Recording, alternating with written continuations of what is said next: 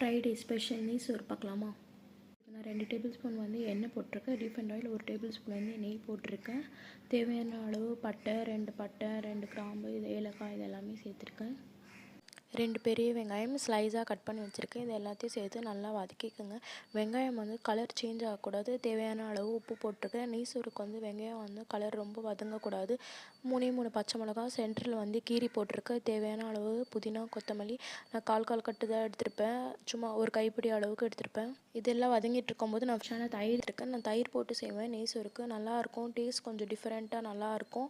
தயிர் போட்டு நல்லா மிக்ஸ் பண்ணிக்கோங்க. எல்லாத்தையும் நல்லா கிளறி விடுங்க. நம்ம வந்து நெய் சோறுக்கு ஃப்ரெஷ்ஷான இஞ்சி பூண்டு பேஸ்ட்டு போட்டிருக்கேன். ஃப்ரெஷ்ஷாக அரைச்சி போடுங்க, நல்லாயிருக்கும். இஞ்சி பூண்டு பேஸ்ட்டு போட்டு நல்லா வந்து மிக்ஸ் பண்ணி விட்டுக்கோங்க. நான் 1 கப் அளவுக்கு போட்டிருக்கேன். நல்லா கிளறி விடுங்க.